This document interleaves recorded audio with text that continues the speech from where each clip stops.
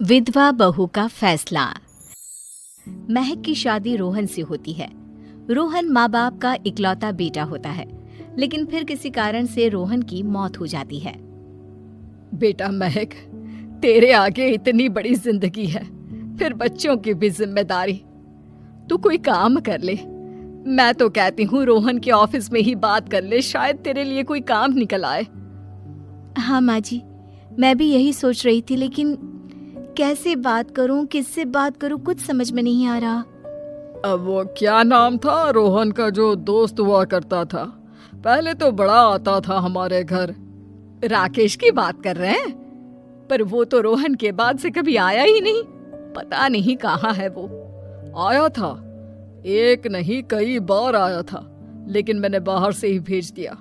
घर के अंदर झांकता रहता था, मुझे ठीक नहीं लगा। अरे आपको तो पता नहीं क्या ठीक लगता है और क्या नहीं। उसका नंबर है मेरे पास, मैं आज ही फोन करती हूँ। सास राकेश को फोन लगाती है और शाम को घर आने का न्योता दे देती है। अरे आंटी, ओहो भाग्य हमारे कि आपने घर बुलाया। मैं तो कई बार आया, लास्ट टाइम तो अंकल से मुलाकात भी हो गई थी। हाँ, वो हम लोगों को निकलना था ना कहीं उस वक्त। अरे छोड़ो ना बेटा, बोलो क्या लोगे? आपकी बहू। क्या बकवास कर रहे हो राकेश? अरे मेरा मतलब ये है कि आपकी बहू कहाँ है? भाभी जी के हाथ की चाय की बस एक प्याली मिल जाती तो। महक चाय लेकर आती है, लेकिन वो जैसे ही राकेश की ओर देखती है, उसे राकेश पसंद नहीं आता। वो अंदर जाने को होती है कि अरे भाभी जी कहाँ जा रही हैं? बैठिए तो सबके साथ। जी नहीं, बच्चों को खाना खिला रही हूँ, आप माँ जी से बात करें ना।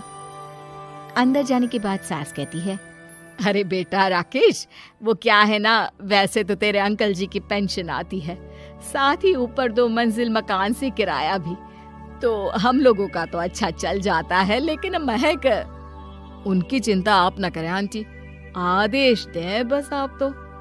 देखो भाग्यवान, रहने दो, कोई बात नहीं, मैनेज हो जाएगा। अरे क्या मैनेज हो जाएगा अंकल, हमें भी बता दें। आप चुप रहिए जी।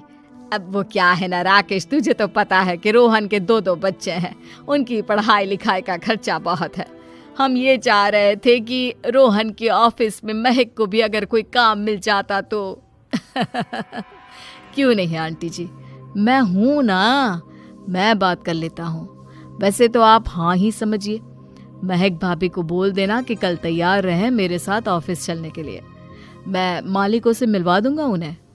महक अंदर से सब सुन रही थी। अच्छा आंटी जी, तो चलता हूँ, कल आ जाऊंगा। अच्छा भाभी जी, तैयार रहिएगा कल। राकेश तो चला जाता है, लेकिन ससुर सास पर बरस पड़ते हैं। मुझे ये आदमी एक पैसे का पसंद नहीं है। तुम इसे बोल दो कि हमें कहीं नहीं करवानी बहू से कोई नौकरी। अरे क्यों नहीं करवानी?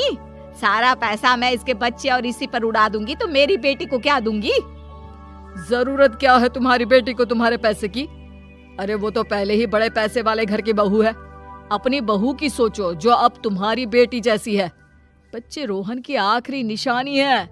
अरे अपना भाषण अपने पास रखो। सारा दिन घर पर बैठी रोटियां तोड़ेगी, तो काम करे ना कुछ बाहर जाकर। बहू सब सुन रही होती है। वो अगली सुबह बिना मन के तैयार तो हो जाती है, लेकिन जैसे ही राकेश आता है, क्या बात है भाभी जी, रेडी हैं? तो फिर चले डेट पर, मतलब इंटरव्यू पर। महक सामने आती है कि सामने ससुर जी खड़े होते हैं। हाँ महक बेटा, आओ चलते हैं, मैं भी चल रहा हूँ। ससुर को तैयार देखकर राकेश का चेहरा बन जाता है। अब अंकल जी, आप परेशान हो जाएंगे। अरे रहने दीजिए ना, धूप भी बहुत है। वैसे भी स्कूटर में तो 2 लोग ही बैठ सकते हैं ना। तो तुम चलो, मैं बहू के साथ अपनी कार से आ जाता हूँ। महक ससुर जी को देखकर खुश हो जाती है, उसे शांति हो जाती है। वो लोग रोहन के ऑफिस जाते हैं, जहाँ बॉस कहते हैं, नमस्ते अंकल। नमस्ते महक, कैसे हैं आप लोग? रोहन का सुनकर बहुत दुख हुआ अंकल, वैसे कैसे आना हुआ? बेटा, क्या हमारी बहू के लिए तुम्हारी ऑफिस में कोई काम मिल सकता है? हमने राकेश से इसी सिलसिले में तुमसे बात करने को कहा था।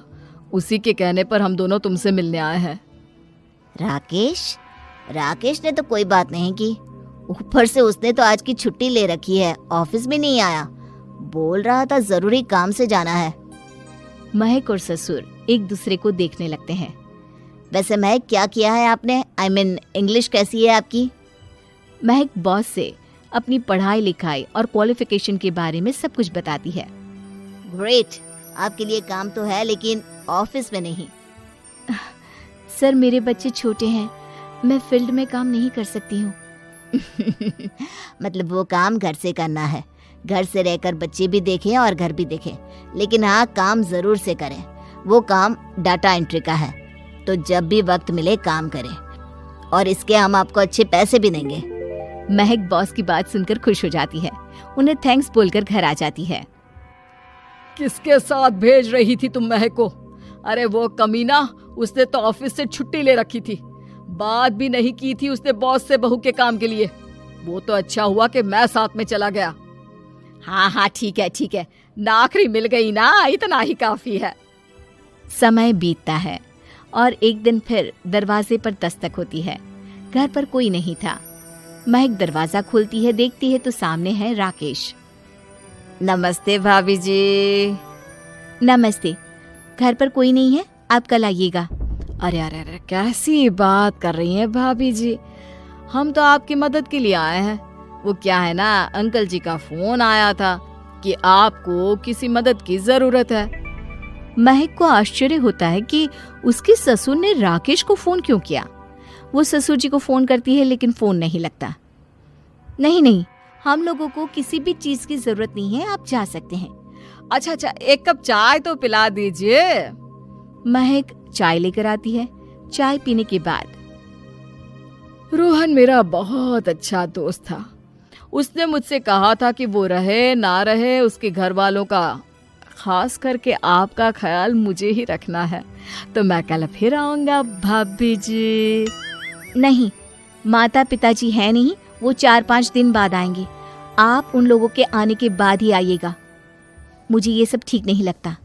अरे छोड़िए ना भाभी जी, लोगों का तो काम है कहना। मेरा मतलब है वो तो बोलते ही रहेंगे। आता हूँ मैं कल। महक को अब गुस्सा आ जाता है। हमेशा शांत और मधुर बोलने वाली महक पहली बार जिंदगी में फैसला लेती है, और फैसला होता है राकेश को सबक सिखाने का। बड़े बेशर्म हैं आप, किसने कहा आपको कि आप आए? अरे भैया, साफ साफ बोला ना कि नहीं जरूरत है किसी की मदद की, मैं अकेले सक्षम हूँ अपना घर संभालने के लिए। आज आखिरी बार बोल रही हूँ, इस घर की तरफ आंख उठाकर भी देखा ना तो देख लेना, वरना पुलिस के हवाले कर दूंगी। निकलो यहाँ से, या धक्के मार कर निकालूं। पुलिस का नाम सुनते ही राकेश वहां से 9-2-11 हो जाता है, और महक को अपने फैसले पर गर्व होता है।